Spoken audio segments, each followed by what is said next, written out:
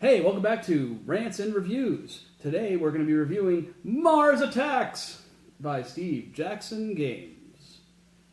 That is correct. Yes. And now we're going to go to Eric for the gameplay. Right. Mars Attacks is a dice game from Steve Jackson's. This is not like their normal dice games, and I'll go more into that later. But just basically jump right in how the game works. So the game is really cool.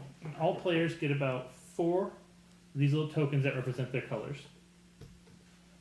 There are about 10 dice in the game, and you have a plethora of cards.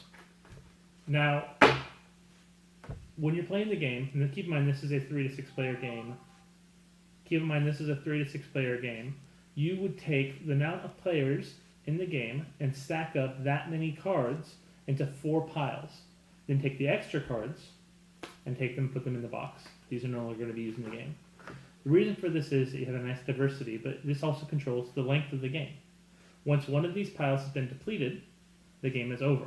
Just one. Just one. Another thing to note is the difficulty card. You have 2 different settings. There's easy and hard. I'll go into that when we're rolling the dice. The way you load up the game is you put the stacks facing in one direction, leaving on one side the nuclear icons.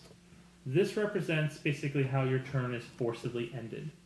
You see the nuclear icon on the bottom left. Right there. Also, while the card is up, you'll notice that there are ray guns on it. Some require Martians, and some require ray guns. On your turn, you will pick which card you're going to be going after. Then, as I like to do, I just have to put my token on the card. That lets people know I'm going for that one. Then you will pick up all the dice, and you will roll them. There are 3 different types of sides of dice. There are ray guns, there are Martians, and there are nuke symbols. If you roll nuke symbols, you will then match the nuke symbols up to the nuke symbols on the cards. If you ever get enough nuke symbols to cover up all of them, you have ended your turn. You don't get to collect any points for that round. In our current setup here, there are only 5, I believe. Mm-hmm. Normally, you'll usually have at least one per card, and then 1 or 2 depending on what difficulty you set it to. But some cards do not have a nuke symbol. And some cards have 2 nuke symbols on them. Mm-hmm. So, on your turn, you roll the dice, and if you're going for a ray gun card, Which looks like this on the dice. then you would roll the dice, and you would collect all the ray guns Mm-hmm. to meet your goal. And then if you had not met your goal, and you had Martians, you could choose to continue your turn by rolling the Martians. Or you could just stop there. The reason being why you'd want to stop there is that you might be very, very close to rolling all the nuke symbols you need to lose your turn. If you only roll, for instance, 4 ray guns when you quit, you would put your token over the place on the card that matches the number you rolled. So, for instance, there's 5 required to take this card. I'm placing it over the 4. Mm-hmm. So right there.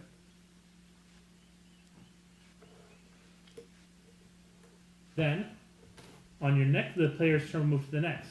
You can come back on your next turn to that same card or move into a different one. And the reason why you might want to do that is because maybe someone else about to win another one and you think you might have a chance to steal it from them. This is how you get points in the game. Cards are worth points, which are listed on the left and the top.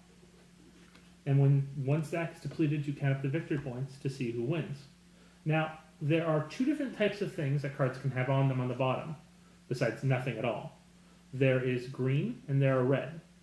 Now, for instance, this green one gives you an ongoing ability. This is an ability that will allow you to basically have for the rest of the game, as long as you own the card. Yeah, once the card is in your stack of points in front of you. Reds are going to be an instant or one-time use ability. These are resolved at the end of the turn after you take the card, and then you move on with the game as if normally playing. Mm-hmm. That's the basics of the game. It's a lot of fun. It's pretty easy to teach and pretty fast to jump into. Yeah.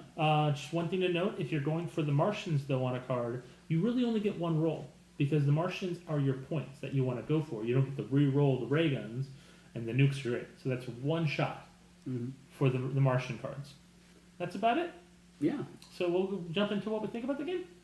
Well, yeah, there's one other thing I wanted to note real Alright. quick is the fact that just because the cards have a similar look to them on some of them, they are all very, very different cards. It doesn't feel like the same cards repeated over and over again with just different artwork or something. Definitely. Yeah, so that's actually pretty neat in this game. There's just a lot more of a feel what you're going for, what you're trying to do, and it's a lot of fun. Yeah. That's basically about it. So we'll start with Frank. Frank, what did you think about the game? Mars Attacks. This game is really cool. As you guys know, I don't like a lot of the Steve Jackson dice games, but this one I love for several reasons. Because it actually is a kind of a mashup of a lot of the games that I really enjoy. I really like Elder Sign. I liked Smash Up the first 5 times I played it. I don't really care for it as much anymore, but I like the concept of it. And it's just, this game is really, really fun. I really appreciate the fact that it's got the difficulty level thing where you can go, hard mode or not as hard mode, but it's still difficult mode. I also like the abilities on cards.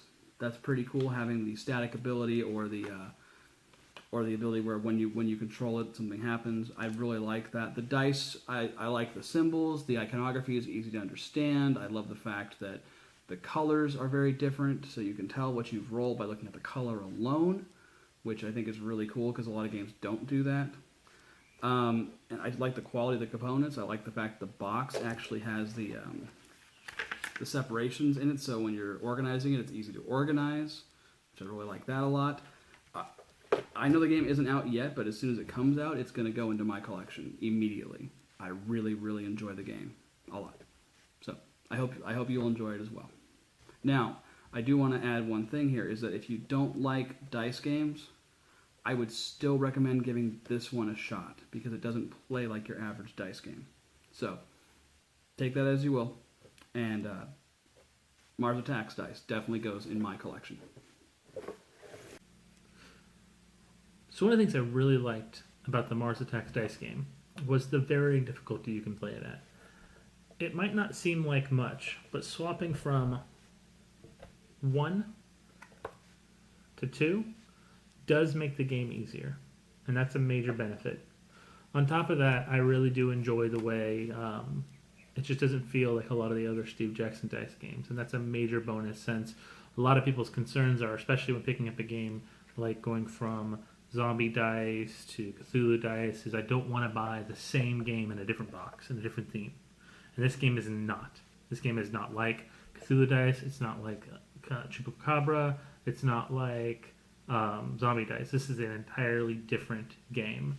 And I haven't played it yet with my son, but I'm pretty sure he's going to take a very strong liking to it. So, to be honest, this game belongs in my collection, and it does. It is in my collection. And this is where I say, Thank you for watching our video, and I hope you appreciate our checkout of Mars Attacks. We'll be doing tidbits later in the week, and we'll have a new review up on Tuesday. But thank you for watching. yeah, thank you for watching, and thank you for all the comments we've got. I've actually got some live feedback from folks, not just online, but actual people come up to me and say, "Hey, here's an idea," which is pretty neat. And yeah, We don't listen to them, though. no, we don't, not at all. No. Occasionally, but anyway, thanks for watching the show, and we'll see you next Tuesday. See you next Tuesday.